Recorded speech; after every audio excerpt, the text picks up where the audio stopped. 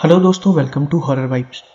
आज मैं आपको सर्दियों की कुछ ऐसी घटनाएं बताने वाला हूं जो कि सुनने में बहुत ही ज़्यादा मिस्टीरियस और अजीब हैं। ये सारी घटनाएं मुझे रेडिट से मिली हैं। लेकिन वीडियो शुरू करने से पहले मैं ये बता दूं कि अगर आप चैनल पर नए हैं और आपको हॉरर स्टोरीज और मिस्टीरियस स्टोरीज सुनना पसंद है तो आप हॉरर वाइब्स को सब्सक्राइब कर सकते हैं। और अगर आपके साथ भी कोई अजीब सी घटना घटी हो तो वो सारी घटनाएं आप मुझे मेरे इंस्टाग्राम पर भेज सकते हैं। मैं अपने इंस्टाग्राम का लिंक वीडियो के डिस्क्रिप्शन में दे दूंगा। साथ ही वीडियो पसंद आए तो चैनल को सब्सक्राइब करना मत भूलिएगा। वीडियो को लाइक ज़रूर करिएगा। मुझे कमेंट करके ये भी बताइएगा कि आपको वीडियो कैसी लगी और मैं अगली वीडियो किस टॉपिक पर बनाऊं। तो ज़्यादा टाइम न लेते हुए वीडियो करते हैं शुरू और खो जाते हैं अंधेरों में। घटनाएं शुरू करने से पहले मैं आपको नए साल की बहुत बहुत शुभकामनाएं देना चाहता हूं। मैं आशा करता हूं कि ये साल आप लोग के जीवन में बहुत सारी खुशियां लाए और आप लोग जो चाहते हो आप लोग को वो मिले। जब मैंने इस चैनल को स्टार्ट किया था तो मुझे नहीं लगा था कि मैं यहाँ तक आ पाऊँगा, बट आप लोगों के सपोर्ट की वजह से आज मैं यहाँ तक हूँ। तो सबसे पहले आप लोग का बहुत बहुत धन्यवाद। अब चालू करते हैं एक नई घटना। ये घटना रॉबिन नाम के एक लड़के के साथ घटी थी। ठंडियों का वक्त था और अब आगे की घटना मैं आपको रॉबिन के पॉइंट ऑफ व्यू से बताऊंगा। मेरा नाम रॉबिन है। दिसंबर का वक्त था। मेरा एक एक्सीडेंट हो गया था जिसमें मेरे पैर में काफ़ी बुरी तरीके से चोट लग गई थी और हड्डियां भी टूट गई थी। दरअसल वो एक्सीडेंट मेरा बाइक से हुआ था। मैं काफ़ी ज़्यादा तेज़ी से बाइक चला रहा था जिसकी वजह से बाइक स्लिप कर गई और मैं गिर गया था, जिसकी वजह से मैं पूरा दिसंबर अपने पैर पे प्लास्टर बांध के ही बैठा हुआ था। क्रिसमस से लेकर न्यू ईयर तक मैं और मेरे सारे दोस्त रोज़ पार्टी किया करते थे। यहाँ तक कि मेरे घर में भी पार्टी होती थी और हमारे घर का माहौल ही कुछ अलग होता था। लेकिन इस साल ऐसा कुछ भी नहीं था। मैं अपने ही रूम में था और इस बार मुझे डॉक्टर ने कहीं बाहर निकलने के लिए भी मना किया था क्योंकि मेरा फ्रैक्चर बहुत ही ज़्यादा मेजर था। हल्की फुल्की भी प्रॉब्लम काफ़ी ज़्यादा दिक्कत खड़ी कर सकती थी। इसलिए मैंने सोचा कि इस बार मैं कोई भी पार्टी नहीं करूँगा और पूरा टाइम अपने घर पर ही रहूँगा। मेरे मम्मी पापा को भी पार्टी करना बहुत अच्छा लगता था। उनके किसी दोस्त के यहाँ क्रिसमस और न्यू ईयर की पार्टी थी तो उन्होंने मुझसे कहा कि वो लोग वहाँ पर जा रहे हैं और मैं घर पे अकेला रहूँगा, तो मैं घर के सारे दरवाज़ों को ढंग से बंद कर लूँ और घर में ही रहूँ। हमारा घर 2 फ्लोर का बना हुआ था।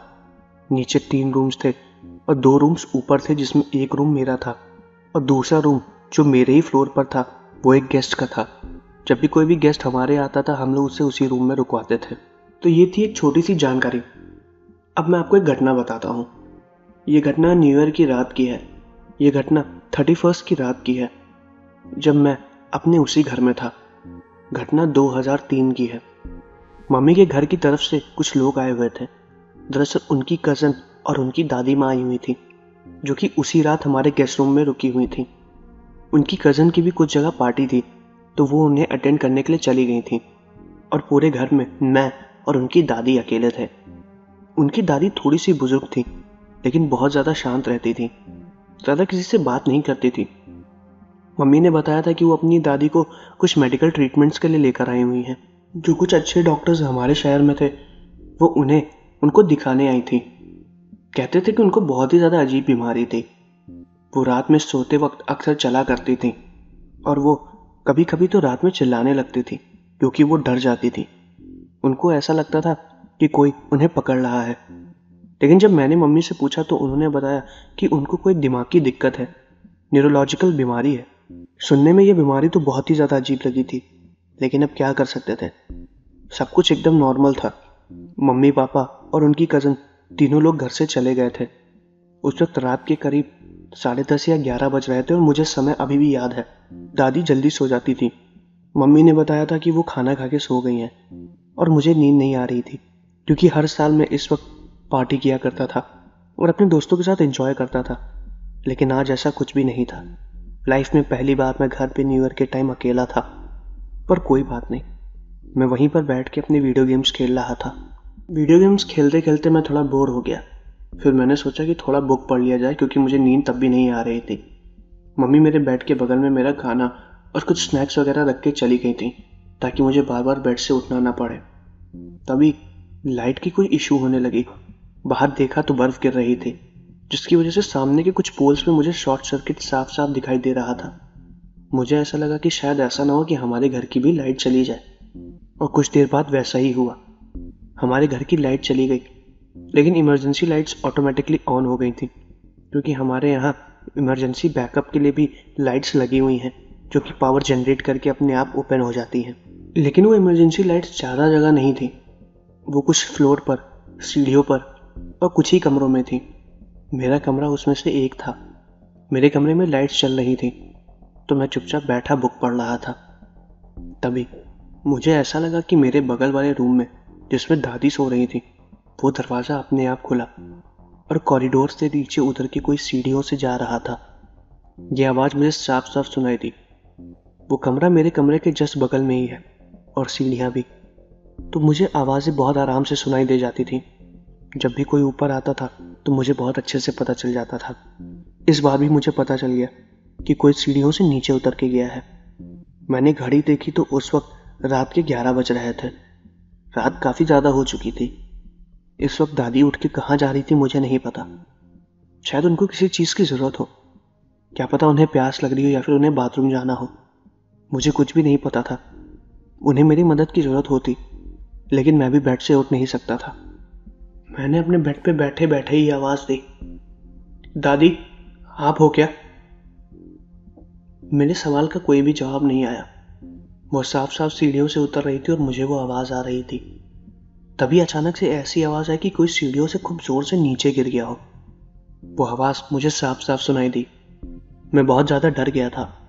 मुझे लगा कि शायद दादी सीढ़ियों से फिसल के नीचे गिर गई हैं। मैं उठ भी नहीं सकता था, लेकिन फिर भी मैंने कोशिश की। मैं बेड से नीचे उतरा। मैंने अपनी सपोर्टिंग स्टिक ली और धीरे धीरे अपने दरवाजे की तरफ जा रहा था। मुझे चलने में थोड़ी सी दिक्कत हो रही थी, लेकिन फिर भी मैं कोशिश करते हुए आगे बढ़ रहा था।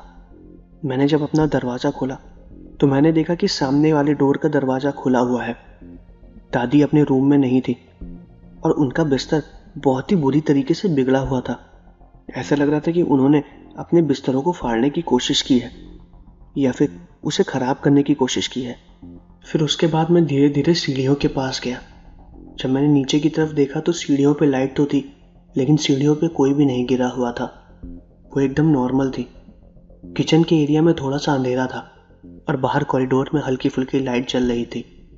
मैं कोशिश करते धीरे धीरे सीढ़ियों से नीचे उतर रहा था और दादी को आवाज़ दे रहा था, लेकिन उनकी कोई भी आवाज़ नहीं आ रही थी। जब मैं सारी सीढ़ियों को नीचे उतरा तो मुझे ऐसा लगा कि कोई ज़ोर ज़ोर से सांस ले रहा है, और वो आवाज़ किचन एरिया की तरफ से ही आ रही थी। पर सीढ़ियों पर मुझे कोई भी दिखाई नहीं दिया। किचन एरिया में फ्रिज भी रखा हुआ था। मैं धीरे धीरे जब थोड़ा और आगे बढ़ा तो मैंने देखा कि फ्रिज का दरवाज़ा खुला हुआ है और उस दरवाजे के बाहर से 2 पैर निकले हुए हैं। दरअसल कोई फ्रिज के अंदर घुटनों के बल बैठ के घुसा हुआ कुछ ढूंढ रहा था। वो कोई और नहीं, दादी ही थी। मैं उनके कपड़े साफ साफ पहचानता था। मैं कोशिश करते हुए धीरे धीरे किचन के एरिया के पास गया और मैंने दादी को देखा। दादी ने अपना पूरा मुंह फ्रिज के अंदर ही घुसेड़ा हुआ था और फ्रिज में रखा हुआ कच्चा मीट वो बुरी तरीके से चबा चबा के खा रही थी। ये दृश्य देख के मैं बहुत ज्यादा डर गया था। वो दादी नहीं थी। बहुत ही अजीब सा माहौल था। मैं थोड़ा सा पीछे हट गया। मैंने उन्हें बुलाने की भी हिम्मत दोबारा नहीं की और मैं कॉरिडोर के पीछे जाके चुपचाप हट के उन्हें देखने लगा। दादी पूरे कच्चे मांस को खा गई थी और उन्हें यह भी पता था कि मैं उन्हें देख रहा हूं, क्योंकि वो अचानक से पीछे घूमी और जब मैंने उन्हें देखा तो उनकी आंखें पहले से ज्यादा बड़ी हो गई थीं। उसमें से आंसू निकल रहे थे, जैसे कि उन्होंने कई घंटों से अपनी आंखों को झपकाया ही ना हो। आधे मुंह से मांस के टुकड़े लटक रहे थे और पूरा हाथ मांस से सना हुआ था। पूरे कपड़े गंदे हो चुके थे और वो बहुत ही अजीब सा बर्ताव कर रही थी। वो अपने घुटनों के पल बैठ के ही धीरे धीरे भागते हुए मेरे पास आई। वो दृश्य जब वो फ्रिज के पास से मेरे पास आ रही थी, वो देख के मैं इतना डर गया था कि मेरी टॉयलेट होने लगी। वो दृश्य आज भी मेरी आंखों में बुरी तरीके से बसा हुआ है। मैं भाग भी नहीं सकता था क्योंकि मेरा पैर बुरी तरीके से दर्द कर रहा था। मैं अपनी स्टिक लेके वहीं पर ही नीचे बैठ गया और दादी का मुंह मेरे मुंह के जस्ट सामने ही था। उनकी बड़ी बड़ी आंखें देख के मैं चिल्लाने लगा। मैं इतना डर गया था कि शायद अगर मैं कुछ देर और चिल्लाता तो मैं मर जाता। वो मुझे सूंघ रही थी जैसे कि कोई जानवर सूंघता है। मुझे सूंघते हुए वो कुछ देर तक मुझे देखने लगी और मैं डर की वजह से अपनी आंखें बंद किए हुए था। फिर जब मैंने अपनी आंखें खोली तो वो उन्हीं घुटनों के बल चलते हुए अपने कमरे में वापस चली गई और फिर उन्होंने जाके अपने कमरे को बंद कर लिया। मैं वहीं पर ही बैठा हुआ था। करीबन 20 मिनट तक मैं वहां से हिला तक नहीं। उस वक्त का समय क्या हो रहा था मुझे ये भी नहीं पता। मैं बस खिड़की के बाहर देख रहा था और बर्फ गिर रही थी। कुछ देर बाद लाइट भी आ गई और मैं उसी कॉरिडोर के पास बैठा हुआ था। फ्रिज का दरवाजा ऐसे ही खुला हुआ था और मांस के टुकड़े उसके सामने बिखरे हुए थे। मुझे कुछ भी समझ में नहीं आया। मैं किसी तरह उठते हुए अपने कमरे में जाने की कोशिश कर रहा था, लेकिन पैर की दर्द की वजह से मैं ज्यादा चल भी नहीं पा रहा था। मेरी हिम्मत भी नहीं हो रही थी कि मैं सीढ़ियों से ऊपर जाऊं, इसलिए मैं धीरे जाके किचन में ही बैठ गया और किचन के ऊपर दरवाजे की तरफ ही देखने लगा जहां से वो दादी निकल के आई थी। मैं इतना डरा हुआ था कि मैं कुछ भी संभाल नहीं पा रहा था। मेरे कपड़े भी बुरी तरीके से गंदे हो चुके थे और ये दृश्य देख के मैं बहुत ज्यादा डर गया था। उस वक्त 12 भी बज चुके थे और न्यू ईयर हो चुका था। मम्मी पापा को अभी भी आने में टाइम था, लेकिन मैं पूरी रात बस उसी चीज के बारे में सोच रहा था।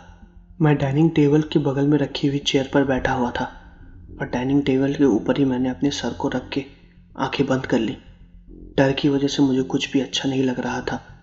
मुझे बार बार ऊपर वाले कमरे से ऐसी आवाज आ रही थी कि वो दादी अपने कमरे में ही घूम रही हैं, लेकिन मेरी हिम्मत ऊपर की तरफ देखने की नहीं हो रही थी और ना ही मैं ऊपर जाना चाह रहा था। मैं वहीं पर ही बैठा हुआ था। करीब 2 से 3 बजे तक मम्मी पापा घर पर आए और उन्होंने मुझे उठाया। मैंने जैसे ही उन्हें देखा मैं चौंक गया और जोर जोर से चिल्लाने लगा। मम्मी ने तुरंत मुझे पकड़ा और मुझसे पूछा कि आखिर मुझे क्या हुआ। मैं इतना डरा हुआ था कि मैं उन्हें ढंग से कुछ बता नहीं पाया। उनकी कजन भी उन्हीं के साथ थी, इसलिए मैंने उन्हें कुछ भी नहीं बोला। मैंने उनसे कहा कि मैं सीढ़ियों से नीचे गिर गया था और जब उन्होंने मुझसे बोला कि वो सारा सामान तो मेरे कमरे में रख के आई थी, तो मेरे पास उसका कोई भी जवाब नहीं था। उन्होंने मेरे कपड़े भी देखे और वो फ्रिज भी देखा जो कि खुला हुआ था। मम्मी को पता चल गया कि मैं उनसे झूठ बोल रहा हूँ। उनकी कजन फिर अपने रूम में चली गई और मम्मी पापा मुझे मेरे रूम में छोड़ने आए। उन्होंने मेरे कपड़े भी चेंज कराए और जब मैंने उन्हें सारी चीज़ें बताई तो पापा को मेरी बात पर विश्वास नहीं हुआ, लेकिन मम्मी को मेरी बात पर हुआ, क्योंकि उन्हें पता है कि इस मामले में मैं बिल्कुल भी झूठ नहीं बोलता था। फिर मम्मी पापा दोनों लोग दादी के कमरे में गए। वो अपने बिस्तर पर ही सो रही थी और जब उन्होंने दादी के मुंह को और उनके हाथों को देखा तो उस पर मांस के टुकड़े लगे हुए थे, जिससे वो साफ साफ समझ गए थे कि मैं झूठ नहीं बोल रहा था। उसके बाद ये बात मम्मी ने अपनी कज़न को भी बताई। उनकी कज़न को भी इस बात पर विश्वास नहीं हुआ, लेकिन जब उन्होंने दादी के हाथों को देखा तो उन्हें भी इस बात पर विश्वास होने लगा। तब उनकी कज़न ने बताया कि ऐसी कई हरकतें उन्होंने पहले भी की थी और वो ऐसी हरकतें क्यों करती हैं इसी बात का पता लगाने के लिए वो दिमागी डॉक्टर को दिखाने के लिए यहाँ पर लाई थी। लेकिन उन्हें साफ साफ देख के मुझे ये पता चल गया था कि ये कोई दिमागी दिक्कत तो बिल्कुल भी नहीं थी। वो कहीं से भी एक दिमागी मरीज नहीं थी। वो जितनी स्पीड से बढ़ रही थी और जितनी तेजी से अपने घुटनों के बल चलते हुए जा रही थी, उनके शरीर में बहुत ही अजीब ताकत थी। उन्होंने अपनी आंखों को जिस तरीके से खोला हुआ था उसे साफ साफ देख के ये पता चला था कि वो कोई इंसान तो नहीं थी, या उस वक्त जब मैंने उनकी आंख में देखा था तो वो कोई और था। वो इंसान तो बिल्कुल भी नहीं था। उनकी आंखों में मुझे वो चीज साफ साफ नजर आ रही थी। हो सकता है कि उस वक्त उनके शरीर में किसी की आत्मा घुस गई हो या फिर कोई डेविल की। मुझे कुछ भी नहीं पता, लेकिन वो दृश्य आज भी मेरी आंखों के सामने है और जब भी मैं उस घटना के बारे में सोचता हूँ मैं आज भी डर जाता हूँ। तो दोस्तों, ये थी पहली घटना। अब मैं आपको एक दूसरी घटना बताने वाला हूँ। ये दूसरी घटना मैंडना नाम की एक लड़की के साथ घटी थी और अब आगे की घटना मैं आपको मैंडना के पॉइंट ऑफ व्यू से बताऊंगा। मेरा नाम मैंडना है। मैं कनाडा की रहने वाली हूँ। यह घटना मेरे साथ 2005 में घटी थी। मेरा जन्मदिन दिसंबर 15 को पड़ता है। मेरी मम्मी की डेथ हो चुकी थी। पापा कहते थे कि जब मेरा जन्म हुआ उसके करीबन 1 साल बाद मम्मी की डेथ हो गई, क्योंकि उनको कैंसर डिटेक्ट हुआ था। इसकी वजह से मैं बहुत ज़्यादा उदास रहती थी, क्योंकि मैं कभी अपनी मम्मी से मिल नहीं पाई। मेरे सारे दोस्त अक्सर अपने पूरी फैमिली के साथ टाइम स्पेंड करते थे, पर पापा अपने काम में बिजी रहते थे और ज़्यादातर मैं अकेले ही रहती थी। शायद कहीं ना कहीं पापा ये मानते थे कि मम्मी के जाने की वजह मैं ही हूँ। हालांकि ऐसा उन्होंने मुझे कभी नहीं बोला, लेकिन मुझे मन में ऐसा ही लगता था। मैं ज़्यादातर चर्च जाया करती थी क्योंकि मुझे वहाँ पर जाना बहुत अच्छा लगता था। चर्च के पीछे एक ग्रेवयार्ड था जहाँ पर मम्मी की ग्रेव थी। मैं अक्सर वहाँ पर जाती थी और उनकी ग्रेव के पास घंटों बैठी रहती थी, उनसे बात किया करती थी। मुझे ऐसा लगता था कि शायद वो मेरी बातें सुन रही हैं। हर साल की तरह मैं अपने जन्मदिन के वक्त वहीं जाती थी। मेरे ज़्यादा दोस्त भी नहीं थे, इसलिए मैं अपना ज़्यादातर टाइम अकेले ही स्पेंड करती थी और अपनी पेंटिंग किया करती थी क्योंकि मुझे पेंटिंग करना बहुत पसंद था। पापा बताते थे कि मम्मी को भी पेंटिंग्स का बहुत शौक था और ये हुनर मुझे उन्हीं से मिला है। हर जन्मदिन की तरह उस दिन भी मैं अपनी मम्मी से मिलने गई थी। दिसंबर का टाइम था। मैं उनकी ग्रेव के बगल में बैठ के उनसे बात कर रही थी। मुझे नहीं पता कि वो मुझे सुन रही थी या नहीं, बट मुझे उनसे बात करना अच्छा लगता था। ग्रेव के जस्ट बगल में चर्च था। मैं वहाँ पे भी जाया करती थी और वहीं पर ही बैठी रहती थी।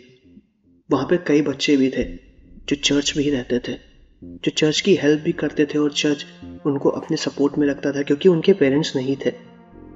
मैं उन्हीं के बगल में उन्हीं के साथ जाके बैठती थी और उनके साथ भी टाइम स्पेंड किया करती थी। तभी मैंने देखा कि चर्च के बाहर बर्फ़ गिरने लगी है और वो बर्फ़ काफ़ी ज़्यादा मात्रा में गिर रही थी। हमें इन्फॉर्मेशन मिल गई थी कि इस समय बर्फ़ की वजह से ट्रैफिक बहुत ज़्यादा लगा हुआ है और कुछ रास्ते ब्लॉक कर दिए गए हैं। तो हम जहाँ पर हैं हम कुछ देर तक वहीं पर ही रहें, बाहर ना निकलें, वरना उसकी वजह से हमें भी दिक्कत हो सकती है और बाकी लोगों को भी। इसलिए मैंने अपना आधे से ज़्यादा टाइम अपने बर्थडे के दिन चर्च पे ही स्पेंड किया था। जब हमें ये इन्फॉर्मेशन मिली तो उस वक्त दोपहर के करीब 4 बज रहे थे और हमें वहीं पर ही रुकना था। जितने लोग चर्च के पास थे वो लोग जा चुके थे और मैं शायद चर्च में अकेली बची थी। मतलब और भी वहाँ पर लोग थे, लेकिन विजिटर्स में मैं ही एक अकेली थी। कुछ देर बाद रात होती गई और मुझे इस बात का कोई अंदाज़ा भी नहीं था। मुझे घर जाना था, लेकिन मुझे वहाँ पर अच्छा लग रहा था। मैंने सोचा कि एक बार जाने से पहले मैं दोबारा अपनी मम्मी की ग्रेव के पास चली जाऊँ और मैं फिर दोबारा वहाँ पर गई। उस वक्त वहाँ का माहौल बहुत ज़्यादा अजीब था। बड़ी ताजुब की बात थी, बाहर बर्फ़ पड़ रही थी, लेकिन ग्रेव्स पे ज़्यादा बर्फ़ नहीं गिरी हुई थी। वो पूरा ग्रेवयार्ड बर्फ़ से ज़्यादा ढका नहीं हुआ था। मेरी मम्मी की ग्रेव एकदम पीछे थी, तो मैं जब उनकी ग्रेव के पास गई तो वहाँ पर धीरे धीरे अंधेरा होने लगा। मैंने इस बात का ध्यान बाद में दिया था। जब मैं उनकी ग्रेव के पास पहुंची तो अंधेरा बहुत ज़्यादा बढ़ गया था। मुझे कुछ भी समझ में नहीं आया। मुझे लगा कि शायद मुझे देर हो रहा है, तो मैं पूरी देर वहाँ पर रुकी नहीं और दोबारा वहाँ से चली गई। जब मैं वहाँ से बाहर निकल रही थी तभी मुझे एक आवाज़ आई। मुझे नहीं पता वो आवाज़ किसकी थी, लेकिन मुझे उस आवाज़ ने बुलाया था। वो मेरा नाम बहुत अच्छे से जानती थी। मैं तुरंत उस आवाज़ को सुन के जैसे ही पीछे घूमी, पीछे कुछ भी नहीं था, एकदम अंधेरा, सारी ग्रेव्स वैसी की वैसी। मुझे बहुत अजीब लगा। शायद उस वक्त मैं थोड़ा बहुत डर भी गई थी। मैं दोबारा बाहर की तरफ निकलने लगी और वो आवाज़ दोबारा आई। इस बार मैं फिर से पीछे घूमी और बहुत ज़्यादा डर गई थी।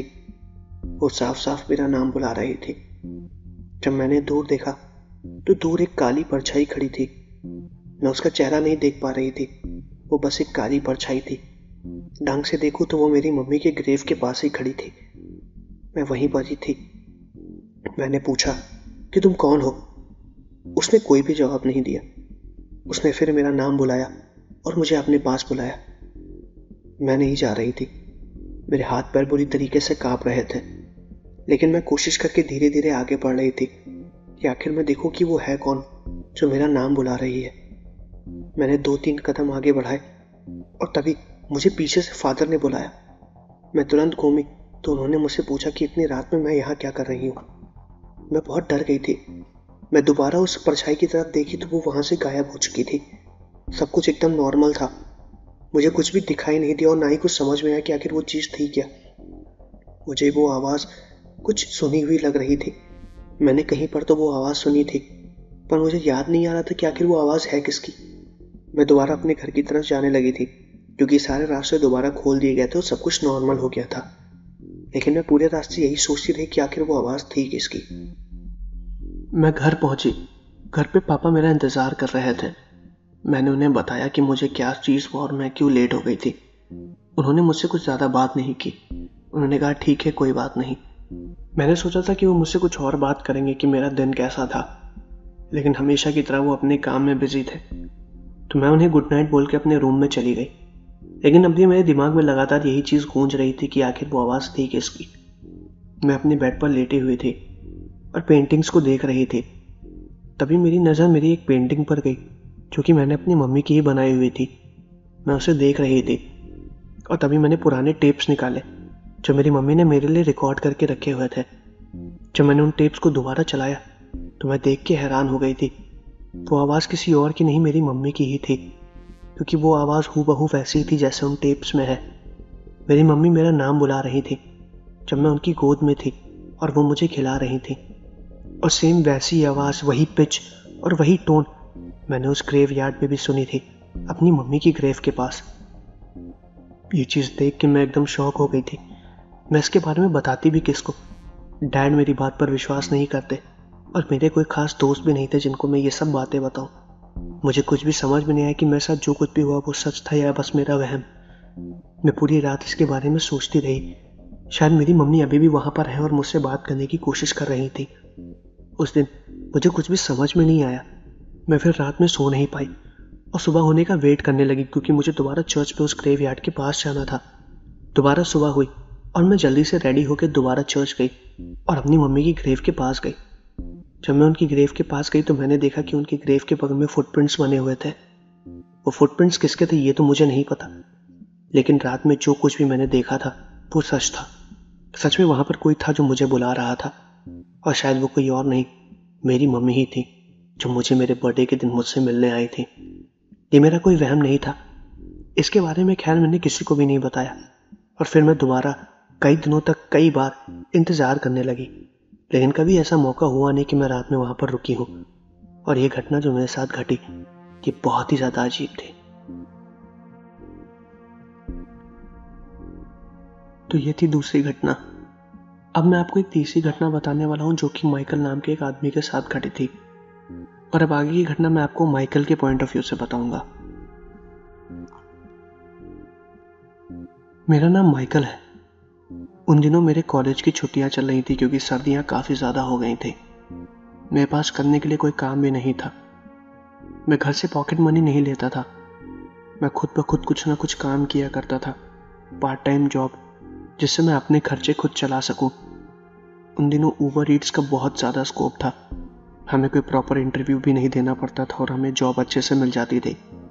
हमें जाके बस ऑनलाइन डिलीवरी करना पड़ता था। मैंने कुछ घंटों के लिए अपने पापा की कार भी ले ली थी ताकि मैं ठंड में परेशान ना हो और अच्छे से डिलीवरी कर सकूं। कार होने के अपने अलग फ़ायदे थे। हमें बड़े ऑर्डर्स मिलते थे और बर्फ़ का भी कोई दिक्कत नहीं रहता था। मैं कार में ऑर्डर्स को जल्दी डिलीवर कर दिया करता था, जिससे मुझे टिप भी अच्छी मिलती थी और काम भी बहुत ज़्यादा हो जाता था। मैं जल्दी से अपने ऑर्डर्स को कंप्लीट करता था, जिसका ये फ़ायदा था कि जितनी जल्दी मैं ऑर्डर कंप्लीट करता था मुझे और ऑर्डर्स मिलते थे। कार ले जाने के बहुत ज़्यादा फ़ायदे भी होते थे। उस वक्त ऐसे एक ऑर्डर डिलीवर करना था। वो ऑर्डर जहाँ पर डिलीवर करना था वो एक नॉर्मल बिल्डिंग थी। वहाँ पर मैं पहले भी बहुत ढेर सारे ऑर्डर्स डिलीवर करने जा चुका था, लेकिन जिस फ्लैट से ये ऑर्डर आया था वहाँ पर मैंने इससे पहले कभी भी डिलीवरी नहीं की थी। जब मैं उस बिल्डिंग पे पहुँचा तो वहाँ के गार्ड से जब मैंने पूछा कि इस रूम में कौन रहता है, तो उसने बताया कि इसमें एक बुजुर्ग महिला रहती है जो ज़्यादा अपने घर से बाहर नहीं निकलती है, और वो ज़्यादातर ऑनलाइन खाना भी नहीं मंगाती, पर आज उसने ऐसे क्यों मंगाया उसे भी नहीं पता। खैर मैंने वहाँ पर उससे परमिशन लेके रात में उसी खाने को डिलीवर करने के लिए उसके फ्लैट पे चला गया। घटना बहुत छोटी सी है लेकिन बहुत ही ज़्यादा अजीब है। जब मैंने उसके दरवाजे पर नॉक किया तो वो करीबन 15 मिनट तक बाहर ही नहीं निकली। मुझे बहुत ज़्यादा देर हो रहा था क्योंकि मुझे और भी डिलीवरीज करनी थी। बाहर बर्फ़ भी बहुत ज़्यादा तेज़ी से गिर रही थी, तो मुझे जल्दी से डिलीवर करके घर भी पहुंचना था क्योंकि डैड को कार वापस करनी थी क्योंकि उन्हें अपने ज़रूरी काम से बाहर जाना था। मैं करीबन 15 मिनट तक वहीं पर खड़ा रहा। उसने मुझे अंदर से आवाज़ भी दी कि वो कुछ देर में आ रही है, लेकिन मैंने उससे कहा कि वो जल्दी आ जाए क्योंकि मुझे निकलना है।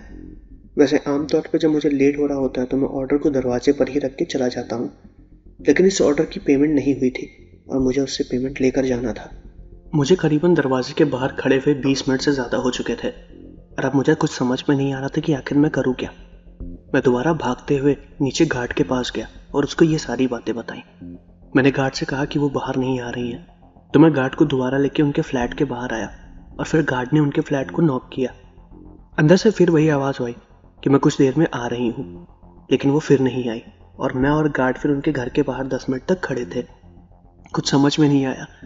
फिर मैंने उनसे कहा कि मैम मैं ऑर्डर वापस लेके जा रहा हूँ, और इतना बोलते ही गार्ड ने बोला कि रुको, चेक कर ले, शायद किसी तरह की कोई दिक्कत हो। जब गार्ड ने दरवाजे को हाथ लगाया तो दरवाज़ा अपने आप खुल गया था। कुछ समझ में नहीं आया। मैं और गार्ड जब दरवाजे के अंदर देखने लगे तो अंदर बहुत ज़्यादा अंधेरा था। हमारी हिम्मत अंदर जाने की नहीं हुई और ना ही वो बूढ़ी और फ्लैट के बाहर आ रही थी। गार्ड को कुछ अजीब लगा और उसने तुरंत पुलिस वालों को इन्फॉर्म किया। करीबन 15 मिनट में पुलिस वाले वहाँ पर पहुँच गए। जब पुलिस वाले वहाँ पर आए तो वो फिर फ्लैट के अंदर गए, और जब वो फ्लैट के अंदर गए तो उन्होंने जो चीज़ देखी वो देख के हैरान हो गए थे। वो बूढ़ी औरत अपने बिस्तर पर पड़े हुए मर चुकी थी और उसको मरे हुए 24 घंटे से ज़्यादा हो चुके थे। जब ये बात हमें पता चली तो मैं और गार्ड दोनों लोग बहुत ज़्यादा शॉक्ड हो गए थे, क्योंकि उस बूढ़ी औरत की आवाज़ हमने आधे घंटे पहले ही सुनी थी और मैं तो बहुत देर से सुनता आया था। वो मुझसे यही बोल रही थी कि मैं आ रही हूँ। कोई उम्मीद भी नहीं थी कि उसके अलावा उस फ्लैट के अंदर कोई और भी हो, क्योंकि घर की सारी खिड़कियां अंदर से बंद थी और दरवाजे भी अंदर से बंद थे। तो आखिर अंदर कौन था जो मुझे आवाज़ दे रहा था कि मैं कुछ देर में आ रही हूँ? मैं इसी बारे में सोच रहा था। मैंने और गार्ड ने पुलिस वालों को अपनी स्टेटमेंट दी और उसके बाद हम लोग वहाँ से चले गए। वो ऑनलाइन ऑर्डर भी उस बूढ़ी औरत ने ही किया था, लेकिन अगर उसे मरे हुए 24 घंटे हो चुके तो ऑनलाइन ऑर्डर किसने किया था ये भी नहीं पता। ये बहुत ही ज़्यादा अजीब सी घटना थी। घर के अंदर का सारा सामान वैसे का वैसा ही था, सारे पैसे और सारी चीज़ें वैसे की वैसी ही रखी हुई थी, मतलब कोई चोर भी अंदर नहीं आया था। तो ये घटना कैसे घटी और अंदर क्या हुआ, इसके बारे में किसी को कुछ नहीं पता। पोस्टमार्टम की रिपोर्ट से ये पता चला कि उस बूढ़ी औरत की मौत एकदम नेचुरल थी। ठंड ज़्यादा लग जाने की वजह से वो मर चुकी थी और उसे मरे हुए 24 घंटे से ज़्यादा हो चुके थे। मैं घर पहुंचने में लेट भी हो गया था। डैड ने मुझे लगातार पूछने की कोशिश की कि मैं कहाँ फंस गया था। मैंने उन्हें सारी बात बताई और एक एक चीज़ बताई कि आखिर मेरे साथ हुआ क्या। उस घटना के बाद से मैं करीबन 2 दिन तक डिलीवरी करने नहीं गया और ये घटना मुझे हमेशा याद भी रहेगी। तो दोस्तों, ये थी 3 घटनाएं। मैं आशा करता हूँ कि आपको वीडियो पसंद आई होगी। अगर आपको वीडियो पसंद आई है तो चैनल को सब्सक्राइब करना मत भूलिएगा। वीडियो को लाइक ज़रूर करिएगा। मुझे कमेंट करके ये बताइएगा कि आपको वीडियो कैसी लगी और मैं अगली वीडियो किस टॉपिक पर बनाऊँ। तो मिलते हैं अगले वीडियो में।